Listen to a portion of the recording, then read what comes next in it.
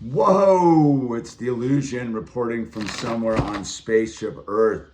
Thank you for everyone who's been getting some t-shirts and art. And I always look at the addresses and just trip where they are around the country. So I thought, it'd be kind of cool is to tell a story, if not in the local area, at least close to the local area. I think I can get a story for everybody's package here.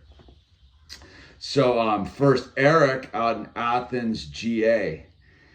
Athens, Georgia, man. So the only times I've been down to Athens, Georgia was the Humphreys McGee concert when we took all that chocolate LSD or chocolate mushrooms or something, and the Doors started going crazy, and the girl fished out when Humphreys McGee hit us with the crazy light, and then we were driving around the back roads outside of Athens somewhere in the countryside of Georgia, trying to get back home to North Carolina, and we were lost, and I was like, we saw a cop, and I was like, let's just go ask that cop how to get home, because we hadn't been drinking.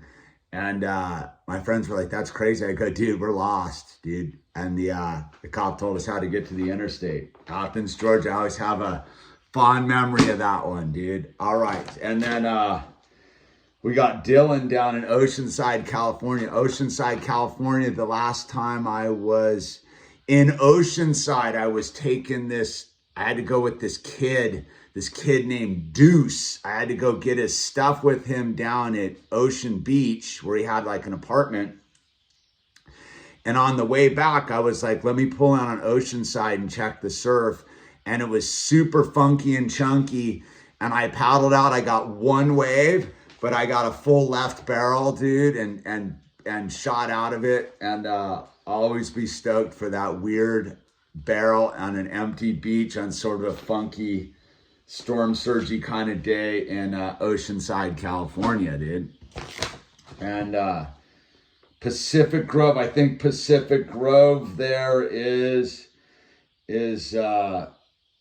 man, Pacific Grove.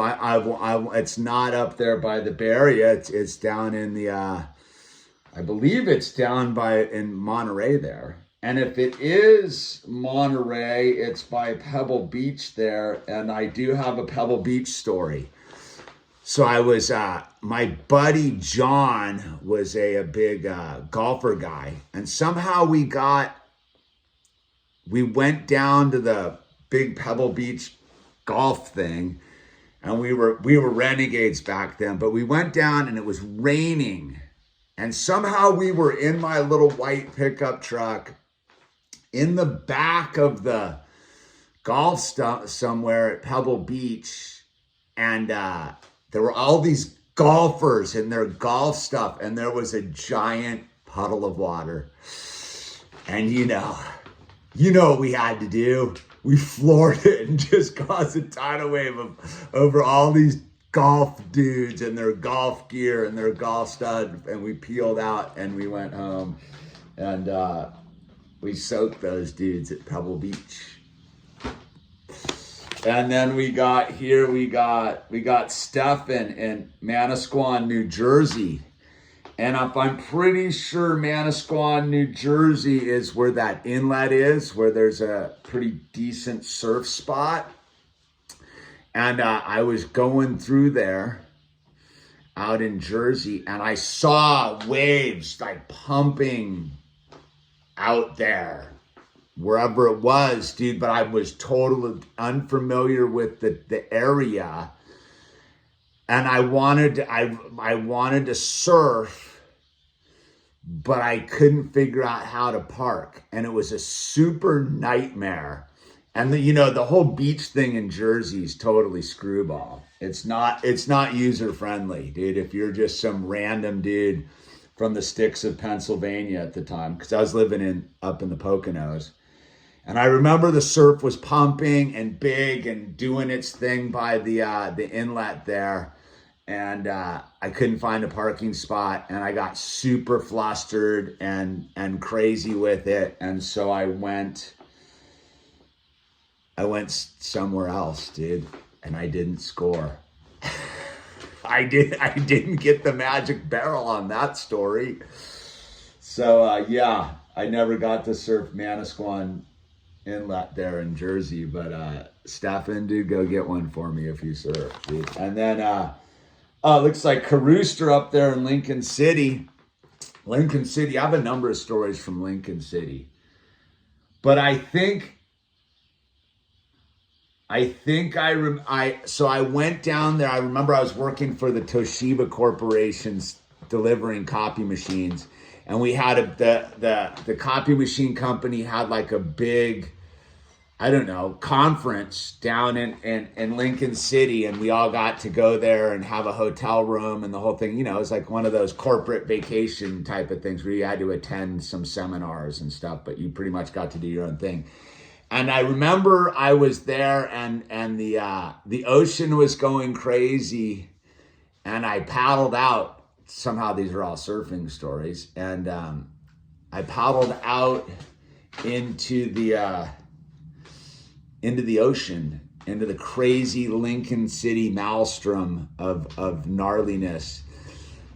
And I remember I was like the dude, you know, I was like the only surfer that worked for them. And I remember I tried to paddle out, and it was so big and gnarly and sketchy and hectic and just, you know, endless beach breaks. But I'd seen like a piece out there. Like, that's back when I used to surf and all I needed to see was a piece of something, dude. A closeout. I didn't care. So I tried to get out on this crazy day in the middle of the Lincoln City beach there. And if you've ever stood on the shoreline of the Lincoln City beach, it's not an inviting vibe. So I tried, and I don't think I made it out. I think I gave it a full try. I think I might have made it out, because I usually am one to make it out. I'm pretty sure I made it out, and it was just so big and hectic and scary and gnarly. And I think the people that I work with thought I was going to die. But I made it back to shore safely, dude. Again, I didn't score a wave that day. And then the last one we got here is for Logan in San Antonio, Texas. Well, geez. Texas, I don't really have any familiarity with, except for one time I was driving across country and I went through the panhandle. And I remember going through the panhandle of Texas and it taking forever. And it being this long, endless, dusty, dirty interstate drive. And I remember I was with this girl, and there was some giant like Western store somewhere on the side of the interstate. And she wanted to like stop and buy cowboy boots. And I was like, dude, no, we're not. And it was weird because I was rolling with this girl, and we were we drove out to Michigan to see my one grandparents. Then we drove up to Kitchener, Ontario to see my other grandparents. It was one of those kind of drives. And I remember for her, it was just like a cross-country shopping trip. And all she wanted to do was like buy stuff. And at that point, dude, there was no more money to buy stuff. And we got into a big argument because I wouldn't stop at the Western store in the panhandle of Texas, because I was like, dude, there's so far to go still. And I think we were trying to make it to New Mexico. I think. That was a long time ago, man. That must have been 92. But yeah, I just remember getting to a big argument, and there was no more talking through the panhandle of Texas. That is as close as I can get to San Antonio for you, Logan. And besides that, no, I appreciate those who heard the message. like I said, I realized like I don't have a lot of orange t-shirts. I'm gonna put a bunch more t-shirts in the thing, dude. Yeah, dude. Keep supporting the dream, dude. There's links down below, and I'm gonna do this when I get a batch of packages, because I really do get a kick out of where everybody is. And I did get an email from someone in Norway wanting to get a frame or something. So I do appreciate all of you, and we're doing this thing and we're rallying. We're in the bunkhouse here because I'm sprucing it up. I'm gonna give you guys a full tour here when I got to do a little bit of painting and the whole thing, and I gotta shorten the curtains, dude, because the old curtains I had were way too long. So I got to do some sewing and all that good stuff. Links down below. Appreciate the support and the love and the kindness. And if your color isn't on there and your size isn't on there on a specific design, just let me know, and I'll take care of that, because I'm doing it now where like, I used to, whatever, dude. We're talking about making sausage at this point. So use the name tags, be kind to one another, and appreciate all of you.